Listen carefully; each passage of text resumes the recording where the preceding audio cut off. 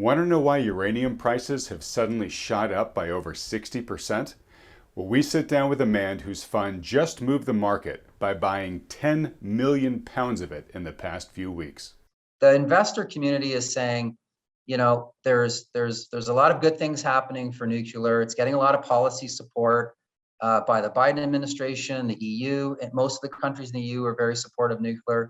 Yet there's been so much supply destruction over the last few years that there's now a structural deficit. And the only way to fix that deficit is to reset the market using a new incentive price to bring it back online. And that's the key thesis here that most investors have latched on to. Welcome to Wealthion. I'm Adam Taggart, founder of Wealthion, welcoming you back for another week of making sense of money and the markets so that you can make better informed decisions about building your wealth. Suddenly, uranium is in the spotlight. Its prices jumped by 2/3 in the past month.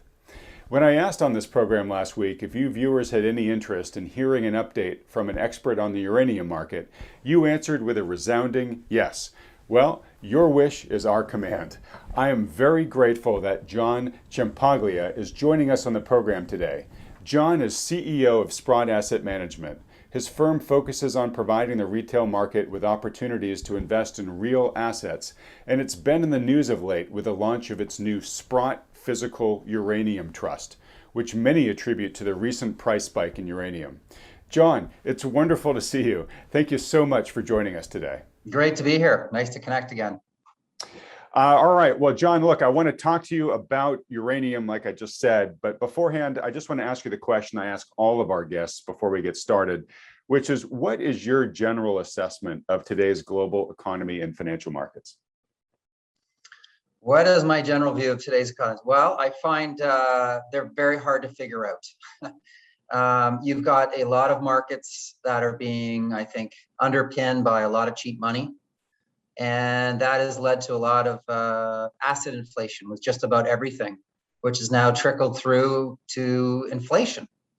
And I think that's a very interesting dynamic that investors have not had to deal with for many, many years. So we see a very Fed-driven, cheap money, easy money policy framework really driving valuations of just about every asset class in the world.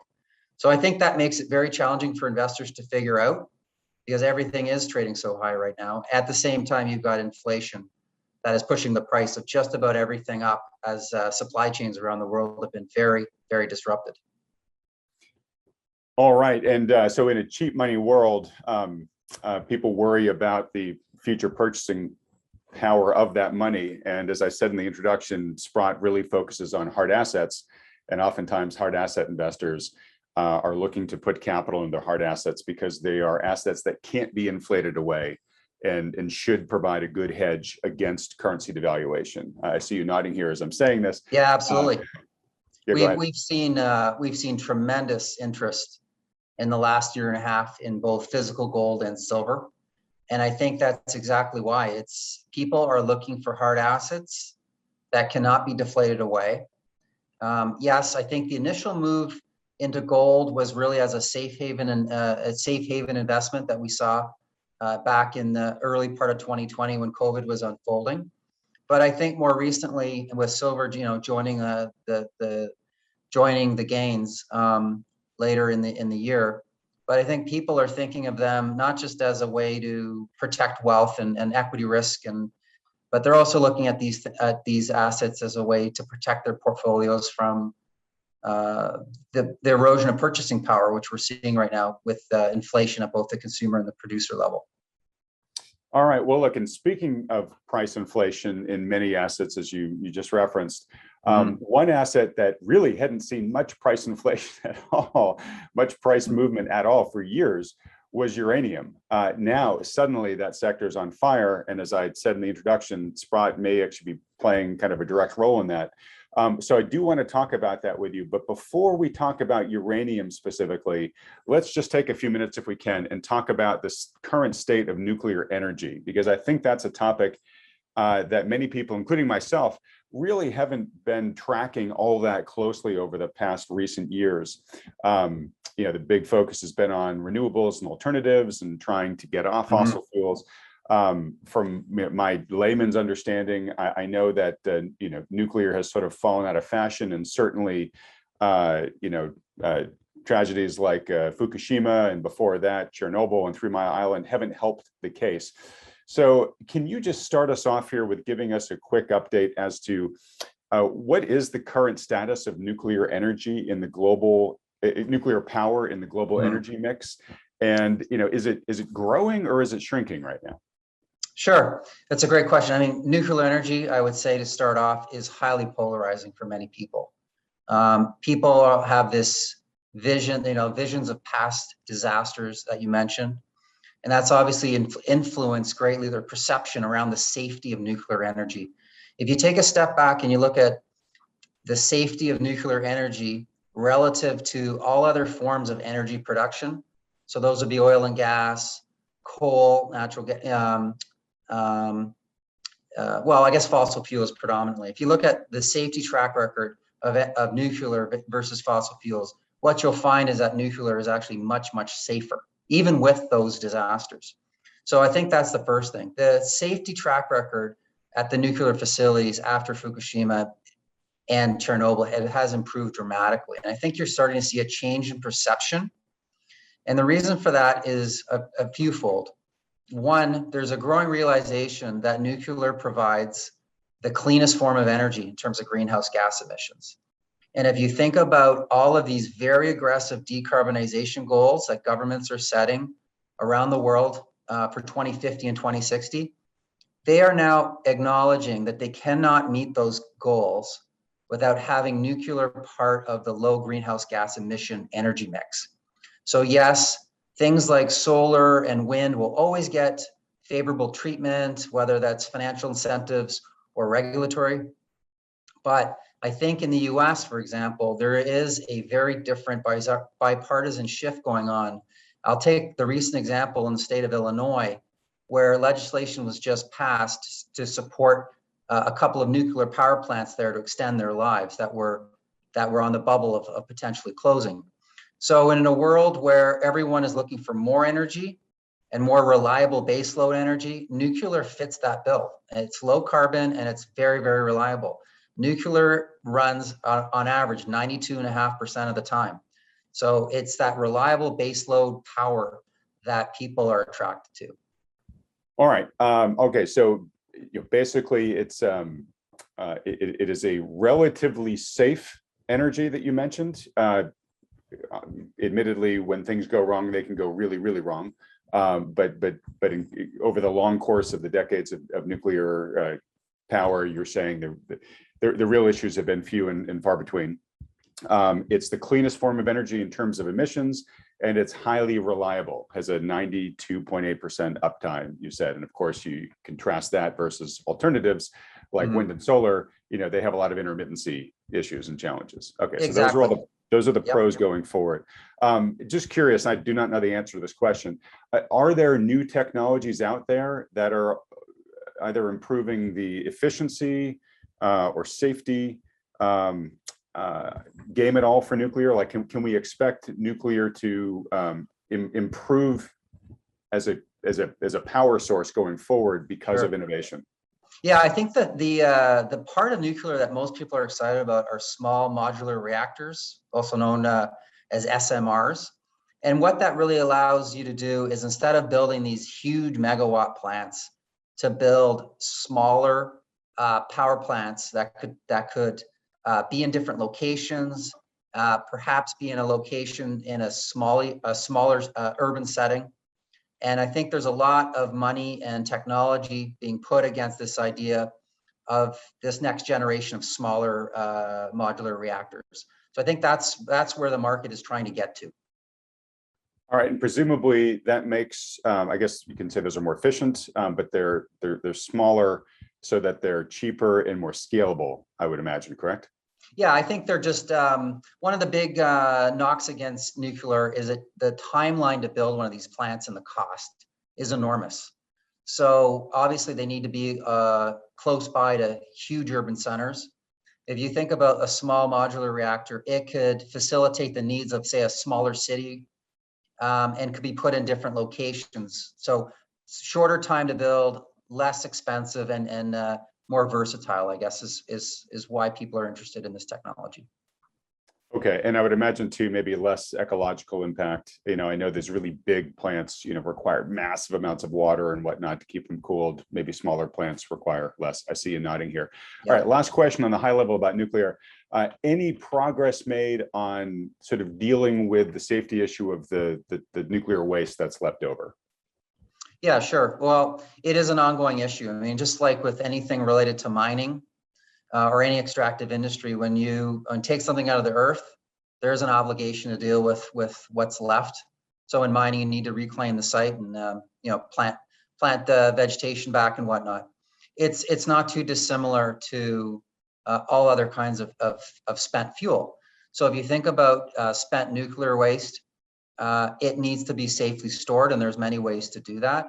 If you think about solar, there is an end of life for those panels. Where do those panels go?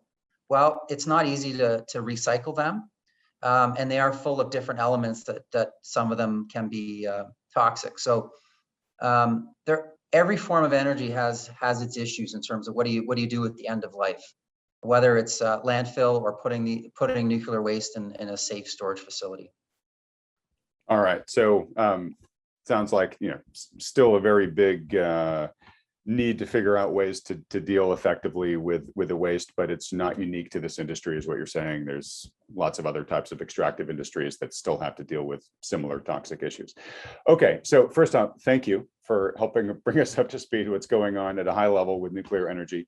Now let's get to uranium itself. Couple basic questions first. Can you just describe what is it exactly? What makes it valuable to the nuclear process? What type of form do we mine it in? And if you can also, in your answer the question, what is yellowcake? Because we hear that description a lot when we talk about uranium. Right. Yeah, sure. So uranium is basically an incredibly dense material, and that density provides unique attributes to it. And it's basically mined from the ground in a number of different techniques around the world. But what's interesting about uranium is it's found in abundance in only a few parts of the world. So Canada has a lot of uranium, Kazakhstan has a lot of uranium, Australia, and parts of Africa. So it's plentiful, but it's very concentrated in a number of different areas. It is pulled out of the ground and processed into something that ultimately is named yellowcake, or U3O8 is a technical term, or uranium oxide. And they call it yellowcake because if you look at it, it essentially looks like a yellowish, kind of yellow to brownish powder. It's stored in drums. And just to give you some perspective of how dense uranium is in U3O8 state, if you think about an oil drum, if you filled it halfway with U3O8 powder, that drum would weigh 1,000 pounds. So it has heavy stuff. It is incredibly dense. That U3O8 goes through a very complex set of processes to convert it and enrich it to what ultimately becomes a fuel pellet, and that fuel pellet goes into a reactor, and that creates the process which releases heat and ultimately boils water and creates steam and turns a turbine. So one little pellet, which looks like could be the size of, say, a gummy bear, has incredible energy density. And I'll just give you a sense of what the amount of energy in a little gummy is the equivalent of 3 barrels of oil, 1 ton of coal, and 17,000 cubic feet of natural gas. So the energy density. Just how big is a pellet? Smaller than a marble? A pellet would be approximately, and I'm metric, about 1 centimeter, so half an inch by about a half an inch. All right, so that's the size of a little pellet. Almost like a pencil eraser. Yes. Yeah, about the end of the metal tip than the eraser. So that's gives you a sense of how much energy can be released in that nuclear fission process within a reactor. And that's the amazing thing about uranium. It can release an incredible amount of energy, which is then used to boil water, to produce steam, to turn a turbine and make electricity. All right, great, thank you. You are bringing us all back to our early high school chemistry classes, but it's a very helpful primer. All right, and you also did a good job of explaining its role in nuclear production. Its job is basically to get really hot to convert water to steam to then turn turbines. I mean, I guess because it is steam power, as you said, the emissions are basically non-existent. Exactly. There's no greenhouse gases that come out of the process. All right, so let's get to this then. So it's small amount of material, high energy yield, right? Mm-hmm. So that's kind of the basic value proposition to the nuclear scientist for using uranium. How about to the investor? Right. Now people are beginning to get interested in investing in uranium again. Mm-hmm. What is the value proposition to today's investor where, somebody would say, you want to own uranium today because? Sure. So uranium went through a horrible bear market, the entire sector, not just the physical, but also all of the related mining companies and developers. And this really happened after the Fukushima disaster in 2011, where, as we may remember, there was an earthquake, caused a tsunami and damaged the plant. At that time in 2011, the price of uranium was in the 70s per pound, $70 to $75 a pound. It subsequently went into a free fall because there was so much excess inventory after that. There was also a big push and scare by certain countries like Germany who said, hey, this stuff is dangerous. We're going to get rid of all these power plants. What I find interesting about that is, since they made those announcements and started to close their plants, their greenhouse gas emissions have gone up and their cost of electricity has skyrocketed, as a side note. But going back to the price of uranium, it really went into a free fall because there was a massive overhang of material available as all the Japanese reactors were shut down. So fast forward, and you're a uranium producer. You can't sell the uranium at a price that even covers your costs of pulling it out of the ground. So essentially what happened is a number of mines closed or miners cut back production. That supply discipline by idling capacity took many years to kind of clear the overhang. And finally, we've turned the corner where the price of uranium, after falling from 75 down to say $20, started to recover to $30 this past summer. And in the past couple of months, you've seen the price escalate up to around $50 a pound in the spot market. So the marketplace has finally worked through this supply overhang. It's finally catching, I would say, a tailwind versus a headwind related to the narrative around nuclear's role in the greenhouse gas emission reduction strategy. You're also seeing a lot of investors say, hey, this fits within my ESG investing parameters. They're viewing nuclear as a counter to, say, some of the legacy fossil fuels. So there's a bunch of things finally happening that are positive for uranium. And that's really lit the market on fire. And uranium is not a big market. The reason it's not a big market because so much capacity has been taken out of the system during the bear market. And if you look at Cameco and Kazatomprom, which are the two largest producers in the world, they have lots of capacity that is shut in right now.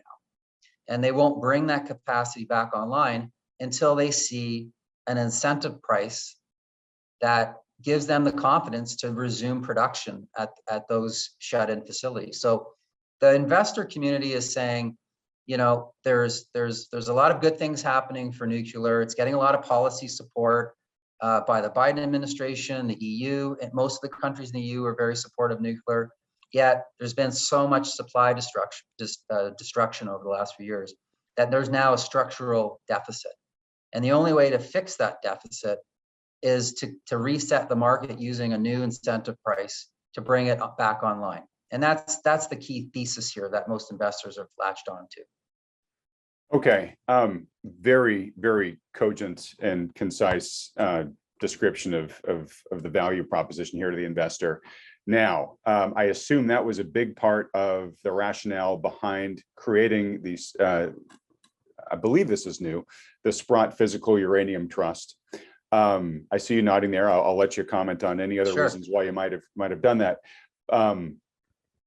Well, so you guys have bought a lot of uranium recently. So from what I've been able to tell, looks like over the recent couple months, you guys have bought about 10 million pounds of uranium, and I think that brings the total holding of the trust up to somewhere close to 30 million pounds.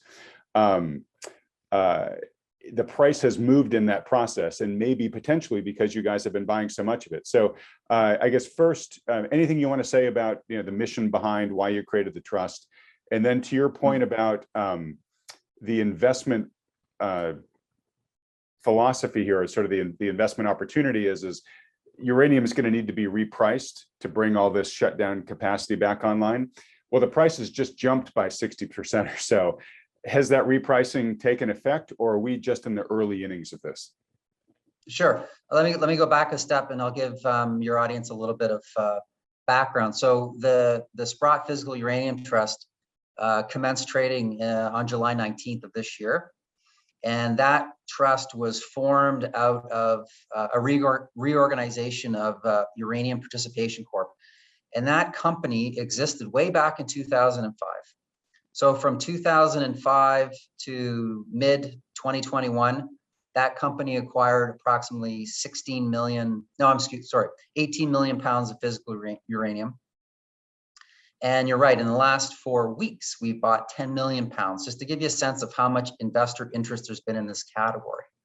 So it's been completely beyond our expectations in terms of the marketplace reaction. And we've had a long-term view on uranium price going higher. We worked on this initiative for over 2 years. So this isn't something that we just decided to whip up in the summer because things were starting to move. It was a long-term project, and we have a long-term constructive view on the price of uranium. We don't have a set price target, but if that supply deficit issue is going to be fixed, the price of uranium clearly has to go even higher than where we are today. At $50 a pound, where we are right now in the spot market, that's still not enough to incent producers to turn their mines back on. And one of the things about mining is, even if you've got the mine and it's on care and maintenance, it could take you 2 years to turn it back on to full capacity again. You think about the people you have to hire, training, equipment, it has a big lead time.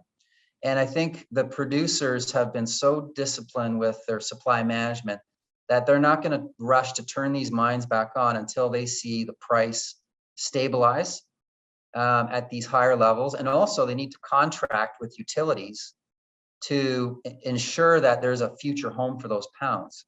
And I think that's the other side of the story that investors are interested in, is that they believe many utilities over the next 2 to 3 years are going to enter into a new contracting cycle to secure long-term supply. Right now, there's 2 utilities, one in the US and one in Asia, that are asking for proposals from uranium producers to supply them with material over many years. We're all kind of waiting to see what kind of deals get done there, because it will send a signal to the market around utilities' appetite to pay higher prices than they historically have paid for uranium. So the market is looking to see very carefully at how these utilities are going to be buying material given the recent run up in the spot price. All right, really fascinating. So it sounds like the dynamics of the industry are that nuclear power tends to get purchased out in multi-year contracts, and makes a ton of sense here that the miners want to see if those contracts are going to be more generous going forward than they've been in the past decade or so, where you said the industry really was experiencing a contraction, or at least much lower demand than was hoping for. So when do you kind of have a sense, ballpark, when we might know whether if these contracts are going to get done, and if so, what the duration they're going to be? Is it something that we would expect to see in months, in a year, multiple years? Yeah, I think it's going to unfold slowly over the coming 12 months. These first two contracts that are out in the marketplace I think are the first tests for the market to look at. And I guess we'll know in the next few months where those pricing levels get set. But I would say that it's going to take at least a couple of years to watch this unfold as utilities come back and reload. You know, running a power plant is not like running some other business. You need to have security of supply of material purchased years in advance, as you mentioned.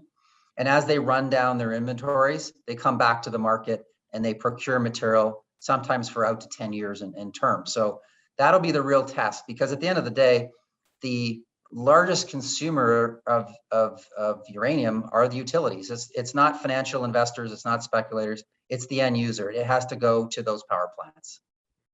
Okay, so let me just sort of recap here real briefly. So as a potential investor, I'm interested in this space because there was a glut of uranium that you described earlier, right? Left over after the whole Fukushima disaster. That glut, you're basically saying, has now been sort of passed through the system, and so now there's higher demand for uranium. But many of the miners have sort of shut down their mining operations in the interim, right? So that by itself is putting upward pressure on the demand for uranium. But we may have some of these big utility contracts get struck where there's going to be greater demand from the utilities going forward than there have been in the past decade or two. And that's going to place additional upward pricing pressure, or at least upward demand for uranium. And hopefully that will then give the miners confidence that there's going to be a market there, and they're going to reopen mines that have been shut down right now, right? I mean, that's a great recap of what the most market participants believe needs to happen for the market to rebalance itself over the next few years. Great. Okay. And not necessarily, I'm going to ask you, you can decline. But you've said, look, the recent jump from 30 to 50, you don't think reflects where the price is going to need to get those miners incented enough to reopen mines. Is there a price at which you think the miners, once they have confidence that price would be achieved, it would be worth it for them? So what price territory are we talking about? Is it? Sure. Well, I think every project and every mining company has their own kind of cost curve that they're trying to think about. If you look at a lot of the research reports, they suggest the price of uranium needs to kind of hold in and become more firm at anywhere between $60 and $70 a pound. But other people have much more rosier expectations of where the price could go. I mean, if you go back to 2007, the price of uranium, believe it or not, hit $140 a pound. So it was a pretty long, trip down from $140 a pound to 20, and now we're back to 50. So if you look at the very long-term chart, it looks like a small little blip in terms of what we've experienced the last couple of months, because the price was just so much higher back in the mid 2000s. Okay, so we have historical precedent that it was basically 3 times higher than where it is right now, and of course where it is right now is 60% higher than where it was a month ago. So lots of potential for the price to move a lot higher over time. So real quickly, regarding the most recent price movement, it's certainly highly correlated with the purchases that you guys have been making in the marketplace. I guess one question is do you expect it to stick here at the $50, or is this a little bit of a pig through the python where you guys were just buying a lot of product that was out there in the markets and things might equilibrate in the near term before they march up to more sustainably higher prices in the future? Sure. Well, I think what we experienced with the trust was a lot of pent-up demand. When we made the announcement that we were going to reorganize Uranium Participation Corp at the end of April, I mean, we spent all summer talking to different investors that were in UPC and prospective investors, and we got a good feeling that there was pent-up demand. And we got a lot of good feedback on the new vehicle and some of the shareholder enhancements we made. So I think the spurt of growth that we've seen was clearly reflecting that pent-up demand, and I wouldn't be surprised if it moderated somewhat. But the trust is really a function of investor demand. So if the investor demand is there in the market, the trust's job is to take the cash that people give us and buy more uranium. The trust, I think, has done a wonderful job in something that's been sorely lacking in the uranium market, which is price discovery. And the reason why there hasn't been a lot of price discovery in the spot end of the market is because there hasn't really been an active vehicle playing that role. And I think with the trust's entry into the market, we're seeing a much more robust spot market evolve. And at the end of the day, you need to pay someone a price to incent them to give you what they have. So as the price has gone up, we've seen more and more sellers that are willing to sell their material, because everybody has a reason to trade their pounds. And we're seeing a lot of interest right around the world right now from investors. So it's hard to know exactly what the demand will be and how much more buying we will do, but it's not a trading vehicle. We don't do any market timing. We raise capital on an accretive basis, and we put the money to work into more U3O8. It's a very simple model. All right. Well, look, two somewhat tangential questions here for you.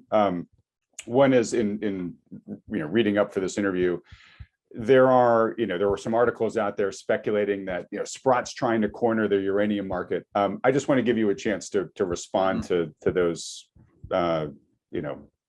theories. Yeah, well, I think the marketplace got completely surprised by how active the trust was right out of the gate, and as we were as well. To be totally candid with you, we filed our original shelf prospectus for $300 million in new unit issuance, and we blew through that in just a few weeks and had to upsize the shelf. So I think the marketplace is served well by having greater liquidity, greater price discovery and formation, and more market participants. If you look at all of the commodity markets, they function better than the uranium market, I would say, historically, because they're bigger, they're more liquid, there's more participants, and there's been not just end users involved, but there's been speculators and financial intermediaries helping to make those markets. So I think the trust can act as a catalyst to help the uranium market evolve. And I think a lot of participants we've talked to have been clamoring for years to make the uranium market more liquid and more transparent. And I think that's what the trust is helping to do. Okay. Well, I mean, just in theory, that makes total sense. You've sort of taken a sleepy market and then brought an active participant into it. And, at the end of the day, more participation, more transactions, more competition. It just, all those help get to truer price discovery, which is something that I think, most investors are, it's good for everybody, but I think investors are frustrated in a lot of markets that price discovery doesn't seem to be getting set by natural market forces very much. And there are some larger markets that have a lot of intervention in them and whatnot. But anyways, you guys are really kind of trying to grab the torch of, hey, let's get truer price discovery in the uranium market. And I think that's only a good thing. Now, here's my other weird question. Just sort of on this topic of smaller markets and the impact that few players can have. I'm not recommending this, but this is just something I've always noodled on, and because you're an expert in precious metals too, I'd love to get your opinion.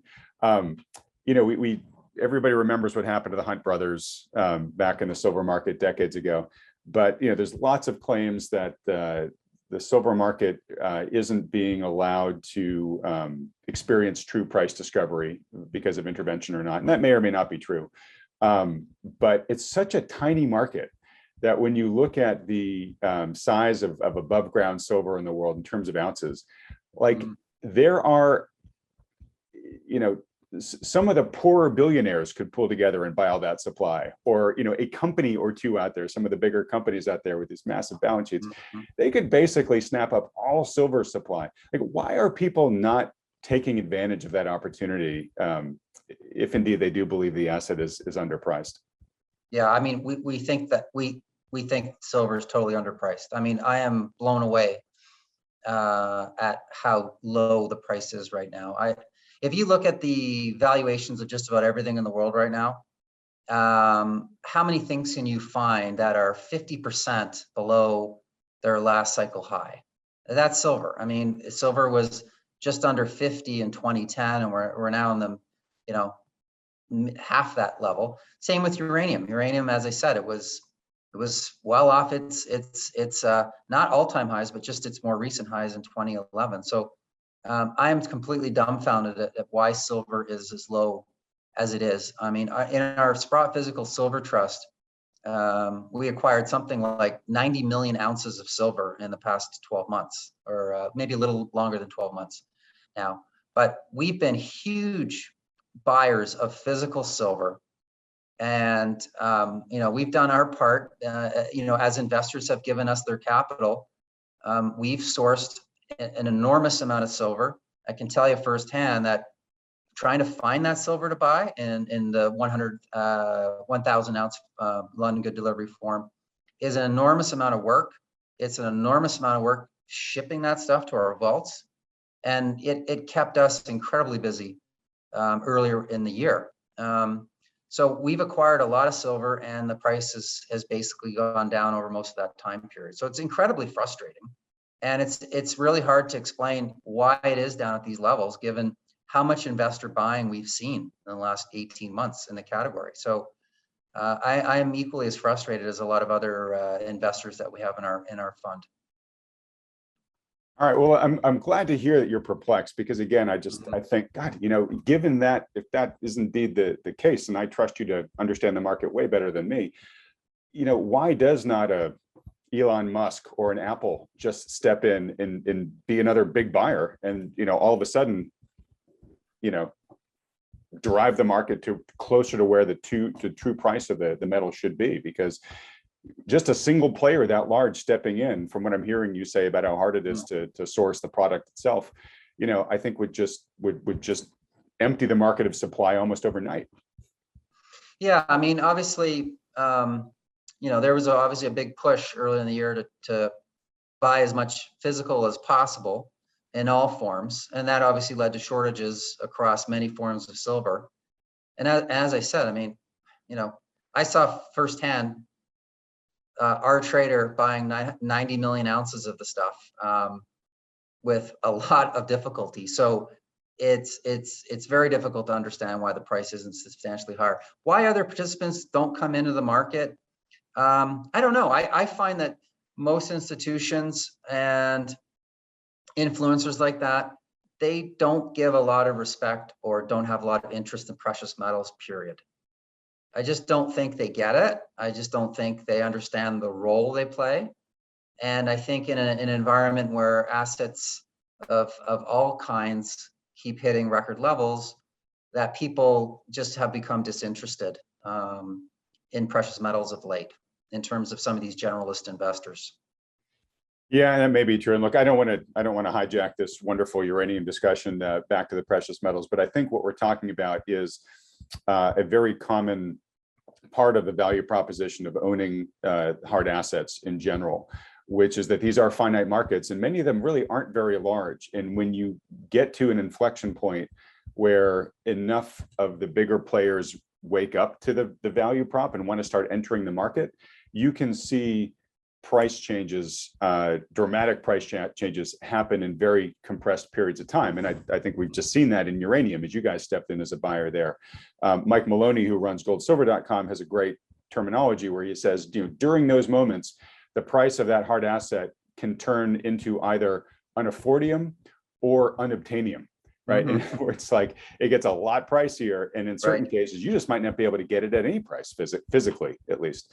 So, all right, well, look, as we wrap up here, couple quick questions for you. One is, what thoughts, perspective, opinion, outlook do you have for the uranium miners? I would assume that it's probably pretty bullish, but you let me know. Yeah, well, the uranium miners have been on a hell of a tear, and that's on the back of higher pricing, and it's also on the back of expectation that with this higher price, that finally they'll be able to get financing A lot of money has gone into uranium mining companies in the last year after a very long drought. So finally being able to access equity capital again is giving these companies a fighting chance to actually develop new projects and actually make profits again for the producer. So the stocks have had a big run. I would say that they're pricing in a much higher uranium price than we are right now. But again, stocks and stock investors are forward looking. They're building in forward expectations around where they see the potential price of uranium going. And they've already kind of priced that into a lot of these stocks. So I think you have to be a bit cautious with some of the stocks, but there's definitely a lot of excitement in the sector after a very long, dark period, I would say. All right, and Rick Rule, who was associated with your organization for a long time, spent years telling people, look, there's going to come a time where uranium is going to be a wonderful play, but you may have to wait years for it. Has that new, much more bullish era just kicked off? Have we just seen the start of that this year? Yeah, I think, Rick is a classic deep value investor. He's one of the most patient investors I've ever worked with. And he's been positioning himself in uranium and uranium miners for a number of years when nobody was interested in them. Because of Rick's value style, I think he would tell you now that he's probably taken some money off the table because the early gains have been made, and that's just his style. But I think that the uranium market is just starting to emerge in the early innings of a new bull market, given all of the positive demand factors and this lingering supply deficit. We think that it has more room to go. All right, great, John. Well, look, finishing up here, there are lots of articles out there about new types of nuclear energy coming in the future. Always a lot of headlines out there about people that are working on fusion in some lab somewhere, staying in the fission space. I know that there's been interest over the years in potentially building thorium-based reactors, which offer promise on both the cost and the safety side of things. Just curious if you have any thoughts on sort of alternate future sources of nuclear power going forward. Is any of this stuff hold interest for you guys? Does it all just seem pie in the sky? What are your thoughts? Well, I think given the push away from fossil fuels, we need to explore all kinds of technologies that can help us reduce greenhouse gases. And a lot of these technologies still have to be proven. They have to be proven on a commercial basis. But I think it's important that we make these investments so that we have future options. Because we can't rely on fossil fuels forever. And even countries that have made big pushes to renewables have recently figured out or experienced some negativity around that. I look at the UK this past summer, and their electricity demands went up, and the amount of power they're generating from their turbines. From their wind turbines, it was down because the wind wasn't blowing as much. That's a reality of wind. If you look at last February, for example, in Texas, when they had that winter storm, and their turbines froze and their natural gas wells froze at a time when electricity demand went through the roof because of heating. So everybody needs to be mindful, as there's no magic bullet, there's no one technology or solution here, but I think it's very important to keep investing in a range of different low carbon solutions. All right. Well, really well said. And John, thank you so much for your time and giving such a cogent, just easy to understand walk through a relatively complex topic, and more importantly, making sense for people about what's happening right now in the world in terms of this activity around uranium, where folks are reading the headlines but not really fully understanding what was driving it all. I think you've done a great job of demystifying all of that, so thank you very much. Look forward to having you back on this program in the future. But before we wrap things up here, if folks would like to learn more about you, Sprott's work, the Sprott Physical Uranium Trust, where should they go? Yeah, the easiest place to go and start your educational journey, because I think it's important, everything starts with education, is go to sprott.com/uranium.